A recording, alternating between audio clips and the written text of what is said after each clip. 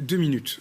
Moi, le coup de gueule que j'ai envie d'avoir, c'est y compris contre la France insoumise qui installe aujourd'hui Zemmour comme un acteur politique à part entière avec lequel on va débattre, c'est-à-dire qui met au centre du débat un certain nombre de thèses et puis on y va, on discute, on lui donne 2h30. Il l'est pas déjà au centre du débat. Mais bien sûr que non. En France, à un moment donné, il faut être d'accord sur l'analyse. Monsieur. Moi, je pense qu'aujourd'hui, en France, vous avez 15 à 20% de la population électorale et c'est bien normal dans les crises de représentation que connaissent nos démocraties qui veulent faire turbuler le système.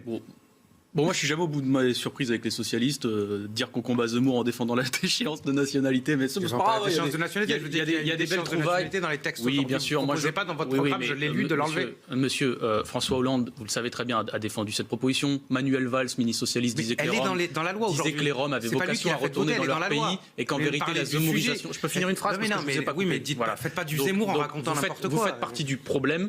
Le quinquennat Hollande, de ce point de vue-là, a été une catastrophe, notamment sous Manuel Valls, qui disait que les Roms avaient vocation à retourner dans leur pays. Je vous parle de la déchéance de nationalité. Oui, qui proposait de l'étendre, monsieur, parce qu'il ne faut pas être bête. Maintenant, non, mais arrêtez de prendre les gens pour des imbéciles. Mais non, mais c'est là que vous les prenez pour les imbéciles. Maintenant, sur les déclarations. Là, vous les prenez réellement pour des idiots. Typiquement, Éric Zemmour est une diversion sur les aides sociales versées aux étrangers. Éric Zemmour est une diversion. Les aides sociales versées aux étrangers sont d'un montant extrêmement faible en France. C'est pas pour ça que les gens sont en manque de soins dans ce pays. Les gens sont en manque de soins notamment parce qu'il y a des non-recours. Si vous voulez, je vais vous sortir les chiffres parce que M. Zemmour, à la limite qu'il n'aide pas les étrangers, on a compris. Mais qu'est-ce qu'il fait pour il y a environ 32 à 44% de gens qui n'ont pas recours, qui ne font pas recours à leur couverture maladie universelle. Il y en a la moitié des Français qui devraient bénéficier de l'aide au paiement de la complémentaire santé qui n'ont pas recours à ça. Pour les prestations familiales, c'est quasiment 10% des Français. Qu'est-ce qu'ils proposent alors pour ces gens-là? Parce que c'est ça la question au bout d'un moment. Quant à la fraude, parce qu'il nous l'a aussi sorti pendant le débat sur Mélenchon, des pauvres. Mais la fraude des pauvres, c'est une pauvre fraude. Je vous dis par exemple sur les prestations familiales, on n'est à même pas 1 milliard de fraude. C'est un sujet, mais c'est 1 milliard. Pour la fraude sur l'impôt sur les sociétés, on est de 20 à 30 milliards d'euros. Clairement, c'est vrai que ce ne sont pas les thèmes de prédilection. Impôt sur le revenu, 15 à 19 milliards. Travail au noir des entreprises, c'est 20 milliards d'euros. Donc en fait, moi, j'aimerais bien qu'on revienne aux priorités des Français. Si les gens ne remplissent pas leur frigo, c'est pas à cause des immigrés dans ce pays. Voilà, c'est une chose simple parce que quand vous regardez les chiffres et que vous faites le travail sérieusement, pas juste avec des incantations, mais que juste vous prenez petit à petit, mot à mot, les chiffres et ce qui est avancé, vous vous rendez compte que tout ça est faux et que ce que vise Zemmour, c'est à préserver le système tel qu'il est organisé aujourd'hui. Encore une fois, ces thématiques-là sont des thématiques que vous avez tous les uns les autres avancés pour tenter d'endiguer. Voilà, Éric Zemmour dit je tends la main aux musulmans. Effectivement, son avou souligne le fait qu'on ne l'avait pas entendu avant. Ça vous rassure, David Guiraud? Oui, c'est le tueur qui tend c'est l'assassin qui tend la main à sa victime, quoi. Franchement. Non, mais regardez bien ce qui se passe. Il dit que ce ne sont donc pas ses ennemis, en tout cas.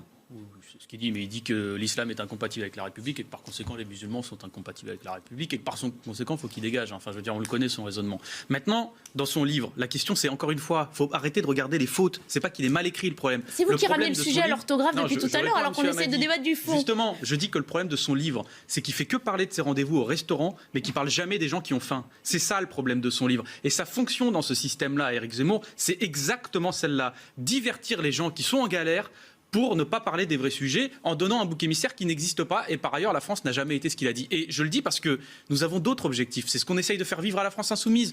On dit que d'ici 2050, si on ne fait rien, mais ça peut être une perspective réjouissante, je ne dis pas la catastrophe, mais d'ici 2050, si on ne fait rien, avec l'augmentation des températures, on va avoir des villes sous l'eau, on va se taper des pics de chaleur à 55 degrés, on va avoir 1 million de Français inondés chaque année. Donc si on ne se met pas à résoudre ces problèmes très concrets maintenant, et si on ne se met pas à en parler, y compris en s'opposant à Zemmour sur ces sujets-là, voilà ce qui va se passer. Alors, et je crois que c'est d'autant plus, c'est un peu plus important. Remettre les musulmans face à leurs responsabilités, ça veut dire quoi? Est-ce que c'est pas une façon de s'adresser justement à ces millions de musulmans français qui ne sont pas des islamistes? C'est une question de vision du pays. Le pays, il est travaillé en profondeur par ces idées-là. Ça fait 15 ans qu'il s'exprime.